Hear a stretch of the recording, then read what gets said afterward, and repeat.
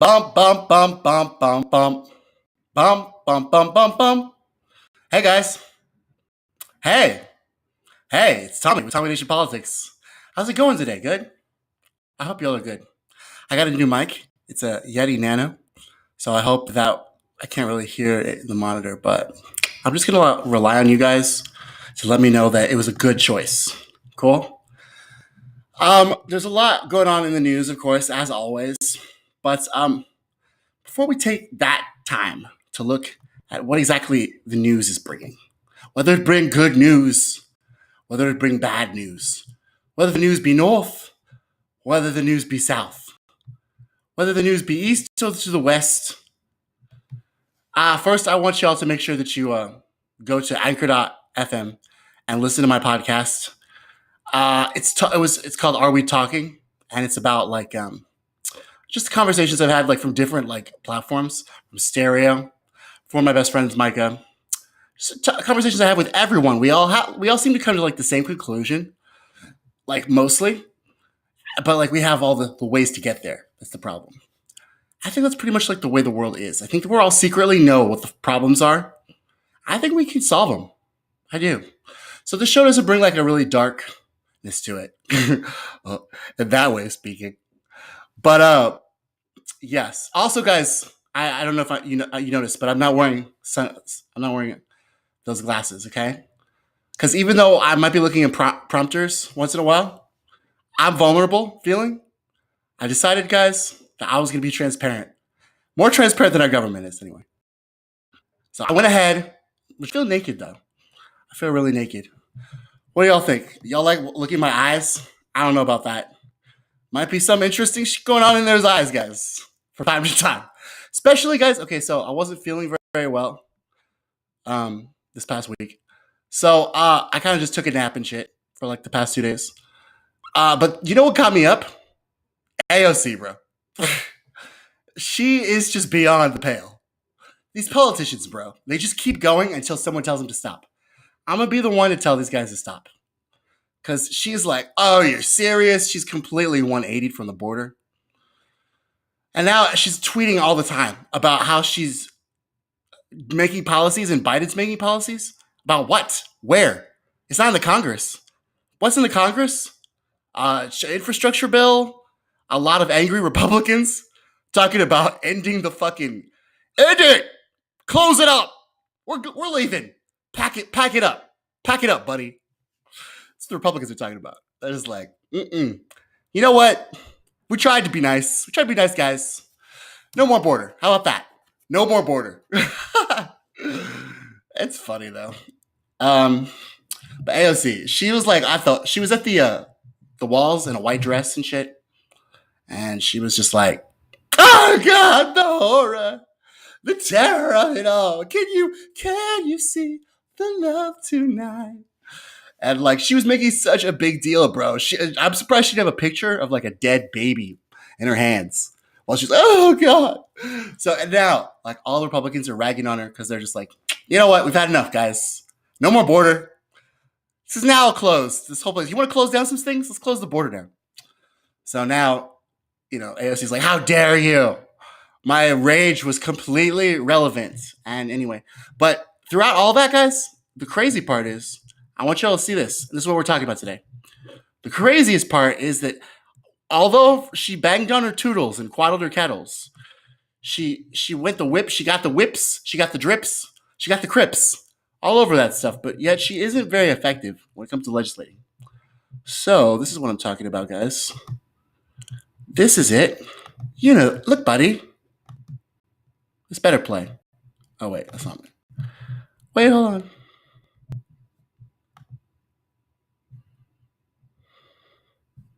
Am I the right one here? All right, well, cool, that's mine. Anyway, enjoy, guys. I'm going to go, I'm going to ponder this too myself. So don't be alarmed. I shall be with you. If they applied the same standard they applied to Georgia, they couldn't have games in St. Louis because Missouri has a more restrictive voter law than Georgia, than the new Georgia law. What are they going to do about the Mets and the Yankees? New York has a more restrictive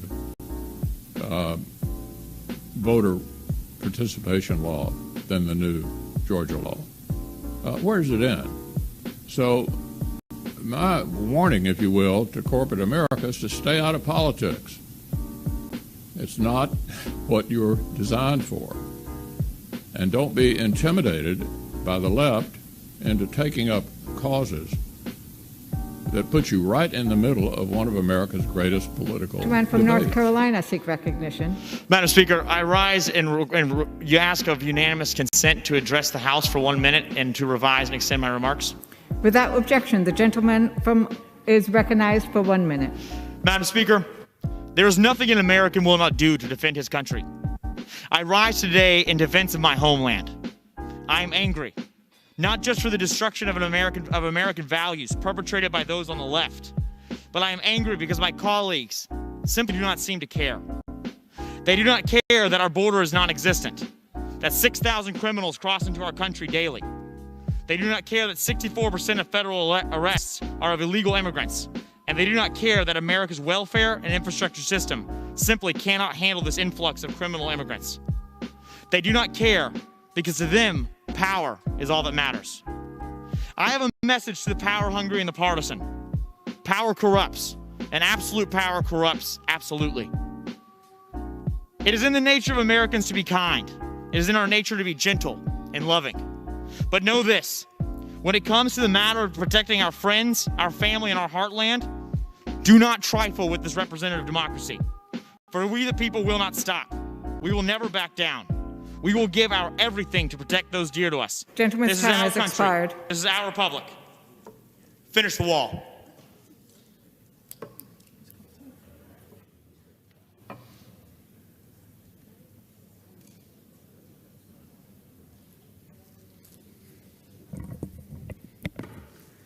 For what purpose does the gentleman from An incredible moment in the CBS broadcast of Final Four basketball, where there was somehow a discussion going on around Robert F. Kennedy's famous speech in Indianapolis on the night that MLK Jr. was assassinated. And Barkley had this to say about our contemporary politics, which I think basically just nails the entire dynamic. Let's take a listen. Man, I think most white people and black people are great people. I really believe that in my heart. But I think our system is set up where our politicians, whether they're Republicans or Democrats, are designed to make us not like each other so they can keep their grasp of money and power. They divide and conquer. I truly believe in my heart most white people and black people are awesome people, but we're so stupid following our politicians, whether they're Republicans or Democrats. And their only job is, hey, let's make these people not like each other. We don't live in their neighborhoods. We all got money. Let's make the whites and blacks not like each other. Let's make rich people and poor people not like each other. Let's scramble the middle class. I truly believe that in my heart. Well said, Charles. I saw a game passed around, people saying Charles Barkley understands American politics better than most people who work in politics. And I think he's right. I think it was, it's an amazing thing he's reacting to, because I think about that 68 speech all the time. It's just so crazy when you think about it. In Indianapolis, that speech that Robert F. Kennedy gave, he was quoting like Greek poetry, Aeschylus, from memory too, from the heart. And it was just a moment, I think, that in the worst of times, you really see people who are called. And it's amazing, I think, in order to think, because in one hand, the temperature's going down. Mm-hmm. But at the time, politics are worse than ever. I covered this today on the Georgia thing and like the corporate America, and then the Republicans still trying to restrict the vote. And it's like there is still animation of like hatred, really, from both sides. And I do think it was important for Charles to say something like that. And I always think that whenever you see something like that, I mean, frankly, we say this kind of stuff all the time. That went so viral. I mean, that was like one of the most viral things that I've seen on the internet. So I think there is a hunger for it out there. And maybe that, it gives me some hope at least. Yeah. I mean, I think that is actually maybe the most interesting part of it is how viral it went. How viral it went. Yeah. Because actually, it's not that he understands politics better than the politicians or the players in Washington. They understand this dynamic perfectly well. That's true. They just want to cover it up. They don't want to talk about it because that exposes their game. Yeah. Why this went so viral, because it's such an obvious truth, but no one ever says it. Not on mainstream television to millions and millions of people. And so it was like, oh my God, he actually said the thing. He actually exposed the real game that's being played here. The one quibble I would have is that typically, actually, there's a lot of unifying rhetoric around rich people and poor people, all while rich people are waging war on those poor people. So I do think the dynamic there is a little bit different. But overall, he's completely 100% spot on. And everyone in the country knows it. Yeah. Everyone in the country knows it. It sounds actually like not only has he been watching Rising, but he's been reading Taibbi's Hating book. Yes. Because it's not just the politicians. It's all the institutions surrounding and supporting the political class and their whole game playing, media being prime among them. Obviously, Taibbi's thesis being that, look, this is a way making you hate and fear your neighbor. That's a tremendous way to gin up ratings because you never run out of endless places to go with that fear and with that animosity, making you terrified. Whoever's down the street, whoever has a different view from you, next community over, living in a different part of the country, whatever it is out to get you, destroy your family, destroy your way of life, et cetera, et cetera, et cetera. Very profitable game for those who are at the top. We live in the highest age of negative partisanship in really modern American history, and that's the biggest problem. Everybody votes against, nobody votes for. And it's funny, I wanted to go post that. I saw this clip, I wanted to post it on Instagram. I couldn't find anybody in the media who covered it. And really? The only person I did was Fox News. And I was like, well, this is kind of ironic. Like these are people who are directly complicit too. But they were looking at it as like an anti-woke thing or whatever. Like, this isn't the OWN you think it is. No, I know. It was, their headline is like, says politicians exploit racial and other differences to keep their grasp on money and power. I'm like, do you know who you're reporting? Anyway, but I thought it was fascinating that I was like, wait, so this went mega viral on Twitter. And I was like, and so you Google it, I was trying to find a headline to post on Instagram or something. All I could find was Fox, like nobody else. And then even whenever I Googled it, we're talking like USA Today, Sporting News, Fox News, and then Philly Voice. That's it. I got 4 hits. Wow. Basically on Google News. And so it tells you a lot. That's what a lot of these people are in the business of. Fox, I guess has a lot of cognitive dissonance whenever it comes to this. The rest of them don't even bother. And I just think that shows you a lot, which is that in the age of social media, the stuff like this, which goes viral, has to bypass all these elite channels because they're all in the same game. And that's how they make all of their money. And that is actually it really is. Fox is just shameless. Extra. They're just shameless enough to post it and be like, it's not about us. It's talking about the other ones, right? Exactly. That's impressive, guys. Yeah. Tomorrow on Rising, all our friends are here, including Jennifer Holdsworth Karp, Rachel Bovard, Ryan Grimm. That's right. Please remember to hit the subscribe button. Don't miss any of our videos. Don't forget to like and share as well. And we will see you all tomorrow. Have a good one, guys.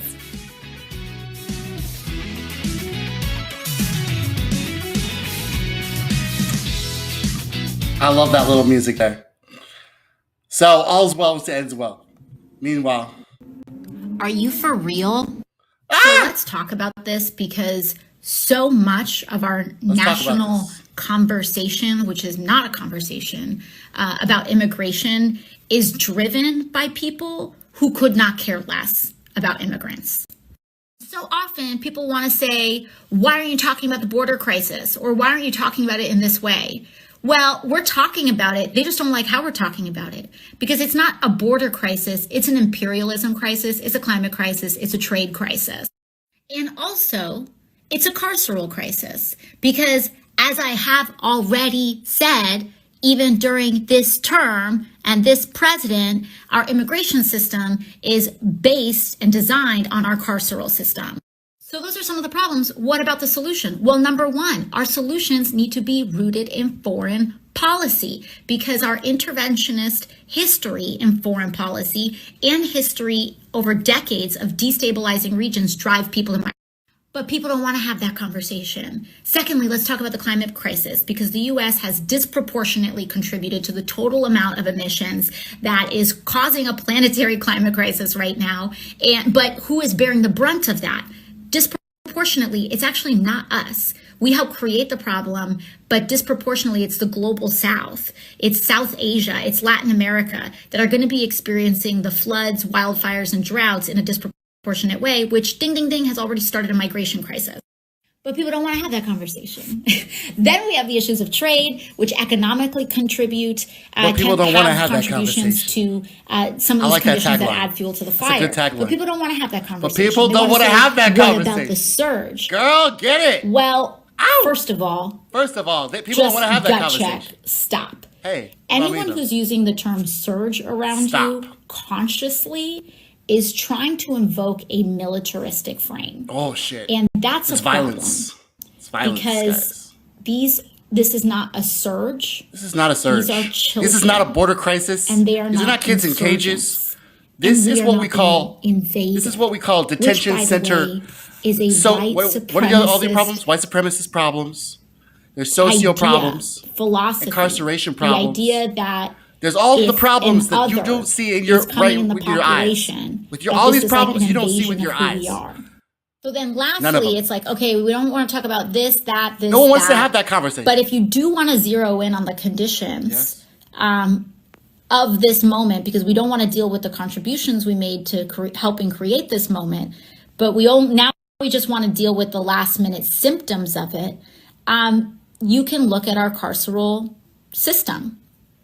And that this is what Black and abolitionist organizers have already been talking about for a long time.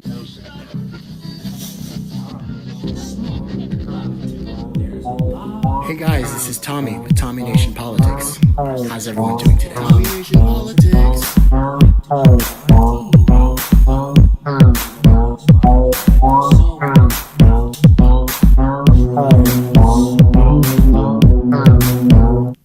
Biden's infrastructure plan is a big plan. It is full of big ideas, but a lot of the most interesting stories are in the granular details. But again, this is just his opening gambit. This is what he's asking for. What happens to it now is going to be in the hands of the Congress. Joining us now is one of the most influential members of that body, New York Congresswoman Alexandria Ocasio-Cortez. Congresswoman, it's great to see you. Thank you so much for making time to be here tonight. Of course. Thank you for having me. So, as I know, you saw the president's speech today, and we've all been reading about and learning about what the president is asking for in this American jobs plan. What do you think of it? You know, I think that the vision that President Biden and the administration has laid out, you're right, has surprised a lot of us in a positive way. And in the detail and the thought that's here, the scope of it is really encouraging, except I think the how, that 2.2 trillion, 2.25 over 8 years, I have serious concerns that it's not enough to realize the very inspiring vision that Biden has advanced. And so I believe that those of us here, especially as progressives within the Democratic Party, we know that there is so much more opportunity here. And in order for us to realize this inspiring vision, we need to go way higher. And that's what's going to help us actually deliver on this really promising and inspiring vision that the president has laid out today.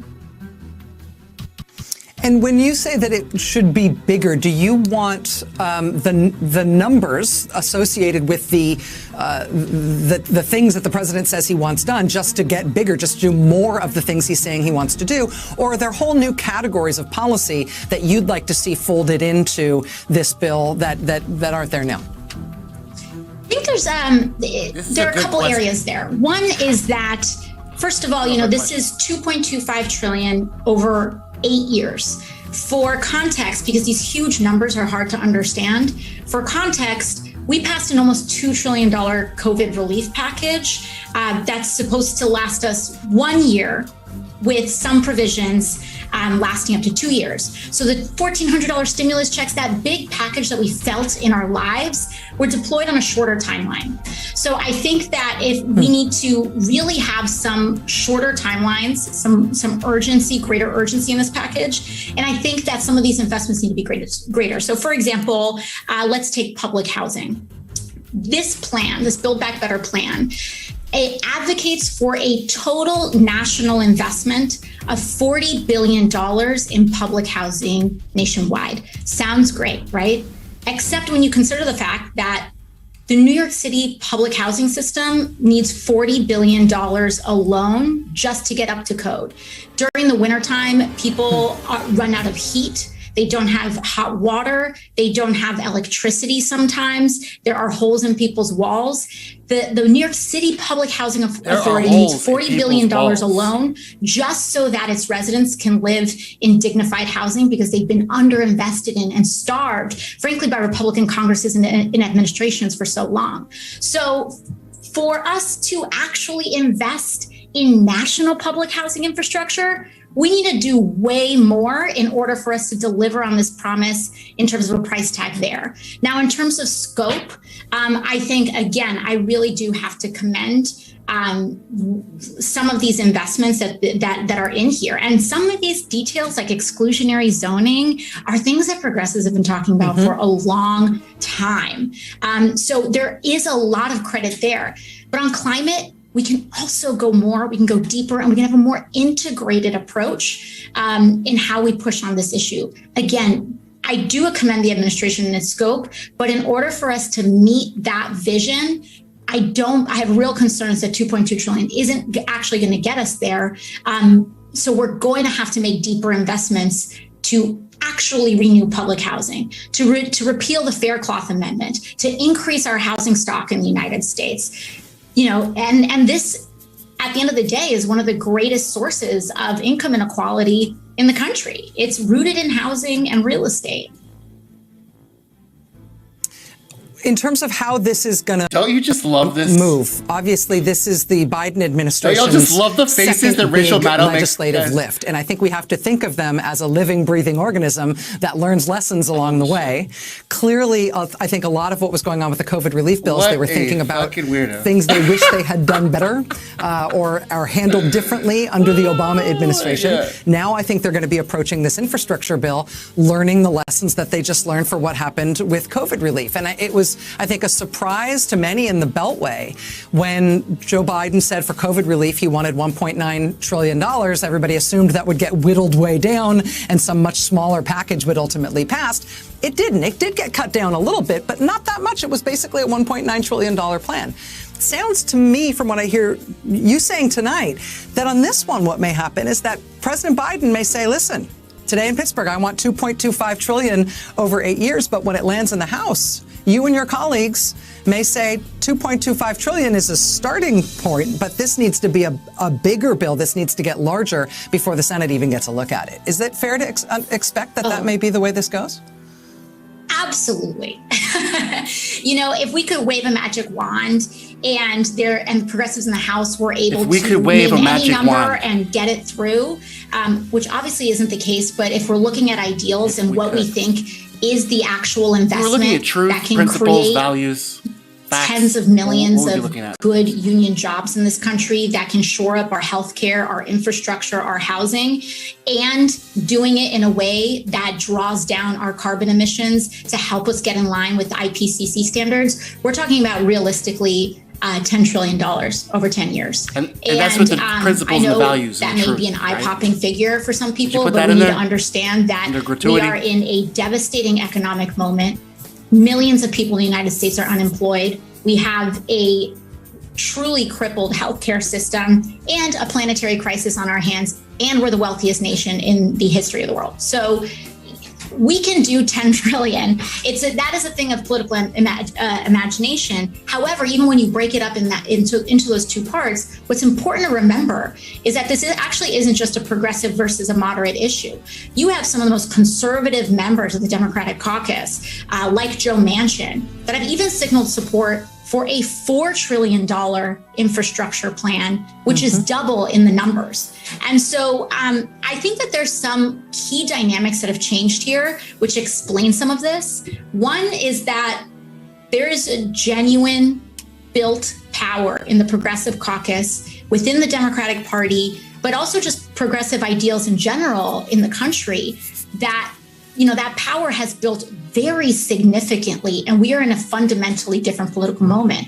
But on top of that is that even when you look at what comprises more moderate views in the caucus, economic populism that works and centers working class people is popular. And I think Republicans kind of run on that aesthetic. And I think Democrats, they talk about it, but we actually are about it. So, but I think that the country shift, people really, I think, are starting to understand that these issues are no longer fringe progressive demands, but they are consensus builders. And so we need that direct investment. We need to build our housing stock. We need to stop making it just an investment for corporations to gobble up our housing stock, and an actual thing that we use and live in and enjoy, and don't have to fear that our kids won't be able to afford a home, a place to live and make a family. And so those kinds of investments, that's what this is about, not to mention rural broadband, not to mention roads, bridges, mass transit, and a national, truly national system of EV vehicles and a full electric, federally electric fleet. New York Democratic Congresswoman Alexandria Ocasio-Cortez, it is a real pleasure to have you here. Thanks for helping us understand. Really happy to have you here. Of course. Thank you so much. Hey, thanks for watching our YouTube channel. You should know that you can follow today's top stories and breaking news and catch up on your favorite MSNBC shows all in one place. Download the NBC News app today.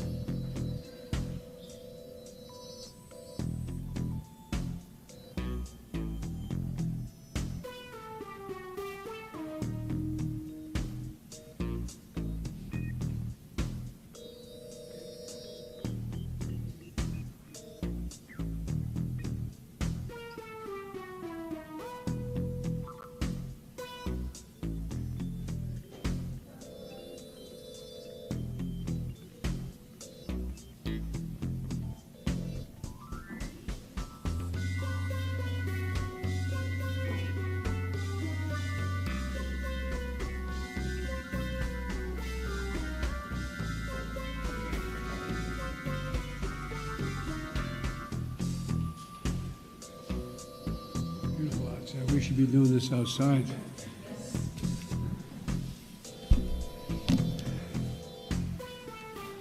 Good afternoon, everyone.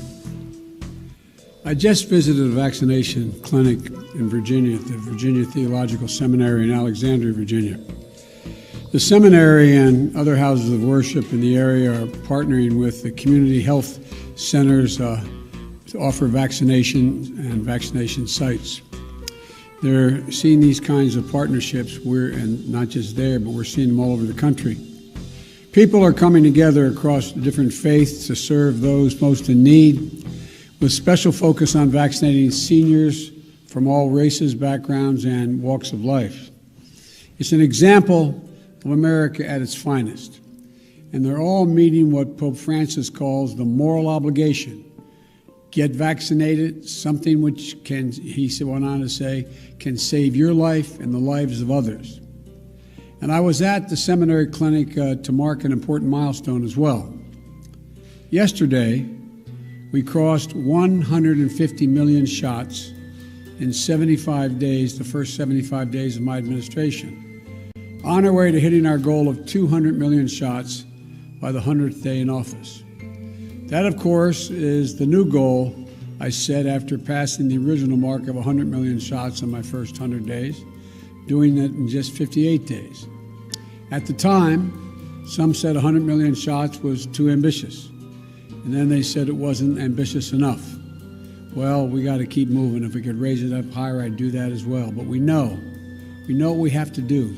We have to ramp up a whole-of-government approach that rallies the whole country and puts us on a war footing to truly beat this virus.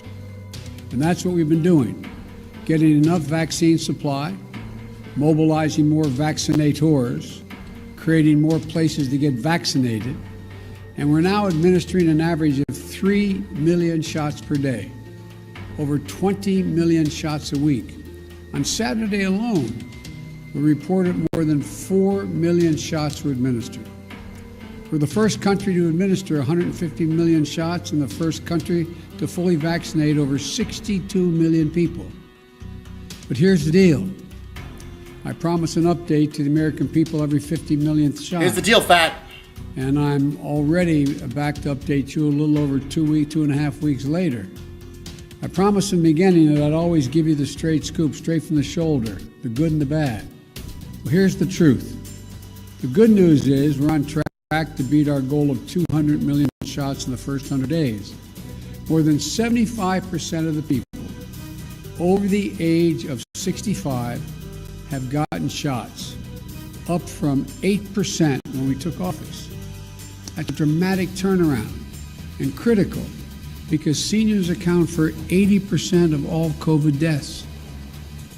To help support my goal of safely reopening the majority of K through 8 schools by my 100th day in office, I directed states in early March to make educators and child care workers eligible for vaccines and to get a goal of getting all who wanted the vaccination to be able to have one and to do it in the month of March. I'm pleased to report, according to CDC estimates, over 80% of teachers, school staff, and child care workers received at least one shot by the end of March. And that's great progress protecting our educators, our essential workers. And because our vaccine program is in overdrive, we're making it easier to get a vaccination shot. Last week, I announced that by April 19th of this month, 90% of all Americans will be within 5 miles of a vaccination site. And further good news is that we're getting more and more data on just how effective the vaccines are. Dr. Fauci recently cited 2 studies from the New England Journal of Medicine that found fully vaccinated care workers, healthcare workers, on the front lines had extremely low infection rates, less than 0.2%, compared to unvaccinated healthcare workers who had considerably higher infection rates. So we're making incredible progress. There's a lot of good news, but there's also some bad news. New variants of the virus are spreading and they're moving quickly. Cases are going back up. Hospitalizations are no longer declining. While deaths are still down, way down from January, they're going up in some places. So you might ask, everybody's asking, what does that mean? What's the deal, I Fat? understand that people may find it confusing. Yeah, I am. That the vaccination program is saving tens of thousands of lives, but the pandemic remains dangerous. Let me explain it in a single word. Time. Even moving at the record speed we're moving at, we're not even halfway through vaccinating over 300 million Americans. You know what really causes This is going to take time. the alcoholism of drunken people For a too? 2-dose vaccine, Time. it takes Absorption rate, weeks guys. from the time you get your first one until you're able to get your second shot, which makes you fully protected. And it also gets you at You get your first 0.08, shot next week, in which is the legal mid-April. limit. You won't be fully protected until May, late May. All right, and then If you get your first shot in mid-May, you aren't fully protected until late June. you're also not fully clean unless you're So fully look, clean. Now, on the one hand, June isn't that far away given how long this has been going on. Good. But it isn't here yet either. Oh, shit. So, the virus is spreading because we have too many people who've seen the end in sight, Okay. think we're at the finish line. My already. bad. My bad, Joe. You take us Let me there, be bro. You deadly take us honest there. with you. Take us We there, bro. aren't at the finish line. We still have a lot of work to do. We're still in a life and death race against this virus. Until we get more people vaccinated, we need everyone to wash their hands, socially distance, and mask up in a recommended mask from the CDC. Think about it this way. Better times are ahead. And as I said before, we can have a safe, happy 4th of July with your family and your friends in small groups in your backyard. The real question is, how much death, disease, and misery are we going to see between now and then?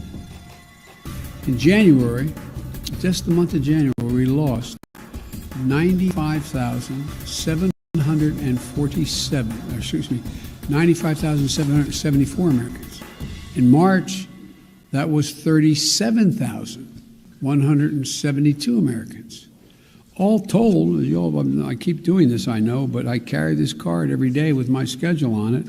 And the back, I have a COVID update. Can you believe that, guys? The total number of deaths in the United States That's what he carries in his pocket every day.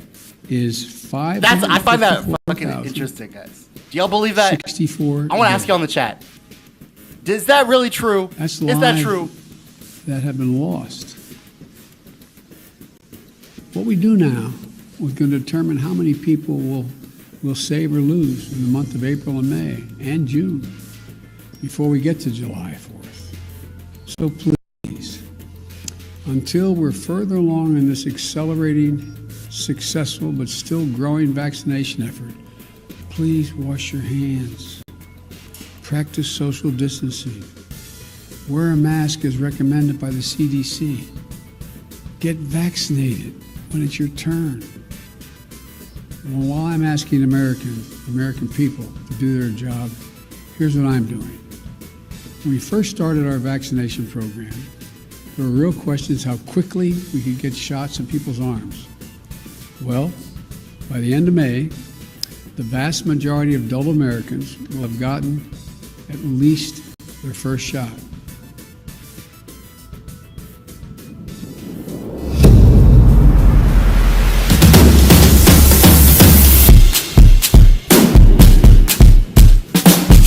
Deal is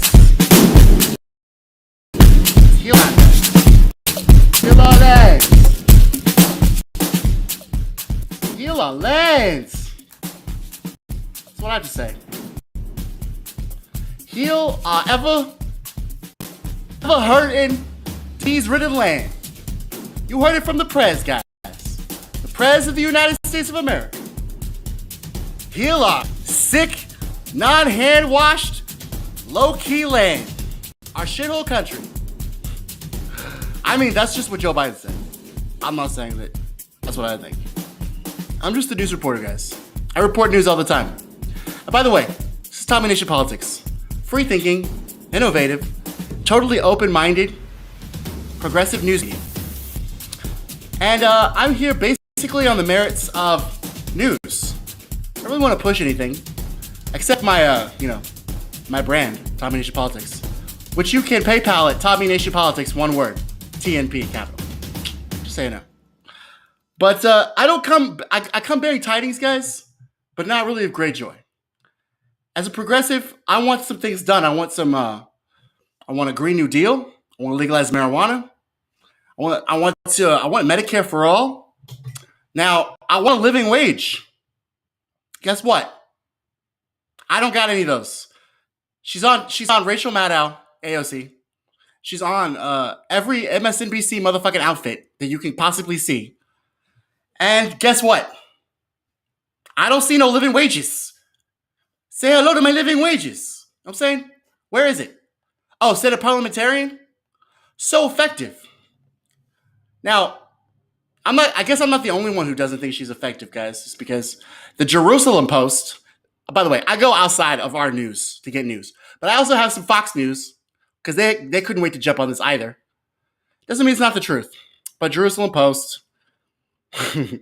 among all Democratic lawmakers, AOC was ranked 130th out of 2040 Congressional Democrats in terms of effectiveness. Well, the squad isn't effective at all. All the things that I just listed, the Green New Deal, legalizing marijuana, none of those are happening. They're happening in some states. Good for you. Did you have anything to do with that legalizing marijuana recreationally in New York, AOC? It's a question I would want Rachel Maddow to ask her. But, it seems that she just wants a more big agenda. She wants a more big agenda, as you saw in Rachel Maddow. Guys, am I freaking out for no reason? Or is she ineffective as fuck? I'm just asking. I want bigger, bolder. Will I fight for it? No. Will I force the vote? No. A study has found that Representative Alexandria Ocasio-Cortez, a Democratic member of Congress from New York City and young face in the party, has not been an effective politician in the legislature. based on a survey from Nonpartisan Center for Effective Lawmaking. This is the Jerusalem Post. So it's a nonpartisan center for effective lawmaking. Well, we'll check that out, guys, together. Check that out more, okay? Because I don't believe just the first thing that comes to my mind. Although I do believe that we don't have a living wage or legalized marijuana or Green New Deal. That I also believe. Ocasio-Cortez, popularly known as AOC, introduced a total of 21 substantive bills that did not receive substantial backing from any lawmakers, including floor members, floor votes. According to the study, a project of Vanderbilt University okay, guys, so pay attention because you're gonna ask me where I got this information. Okay, so this is the free mind, huh? Yeah, I know. I'm not saying the things you want me to say. It sucks. Like I just told you, I just went through a whole. Hey, this one says GXXT, free mind, huh? Yeah, cool cat. So he thinks I don't have a free mind because I'm not saying the things he says. I just went through. We don't have a Green New Deal. We don't have a living wage. We don't have anything that is on the progressive platform. Zero. We have zero. Okay? Quantifiably. So now I'm looking at the Jerusalem Post, which is outside of our post. Then I'm looking at the BBC. Then I'm looking at Fox News. See, I gather information and I make decisions on that. Cool cat. That is what a free mind is. A free mind is not you backing AOC because she's a progressive democratic socialist who won't give you a living wage. Just so you know. Ugh, these people. I don't even know what your politics are. Well, why don't you shut the fuck up and find out? I'm reading to you right now. Jesus Christ. According to the study, a project of Vanderbilt University and the University of Virginia. Okay? So that's where that survey is. Cool cat. I didn't make that shit up. Anyway, guys.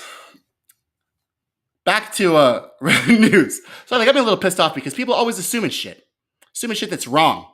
Why don't you actually shut the fuck up and put your listening ears on like Judge Judy says and fucking figure it out? I don't have to live span feed you information that you should be listening to. Because guess what? You're on Tommy Nation Politics. Either listen the fuck up and then ask me questions afterwards. I'm just kidding. You can do whatever you want. I got mad for no reason, guys. People should ask me questions. It's fine. But now you know, okay? The study is a Project Vanderbilt University and the University of Virginia. So now, guys, I'm looking on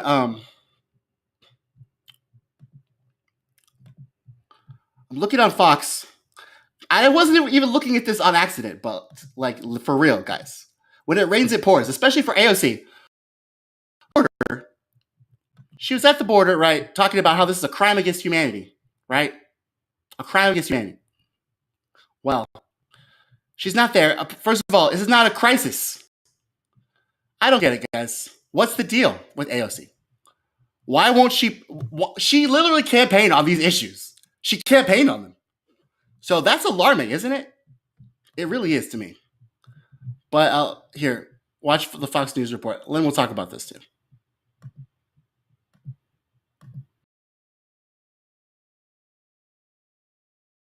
However, a new study highlights the fact, one that we already knew, that Alexandria Ocasio-Cortez is one of the least effective members of Congress. Here to react are the host of tonight's Big Sunday Show, Fox News radio host and townhall.com political editor Guy Benson, civil rights attorney Leo Terrell, and Fox News Headlines 24/7 reporter Carly Shimkus. Good morning. Happy Easter to you all. Hey, Will. You know, Guy, I think it's a little bit tempting to mock AOC. I'm the boss while being one of the least effective members of Congress. But Guy, I actually think that undersells how effective she actually is in moving the needle for the Democratic Party and in turn for the United States of America. Moments like what just happened in Georgia, where lies compelled Major League Baseball to pull their All-Star game, are no small part to people like AOC.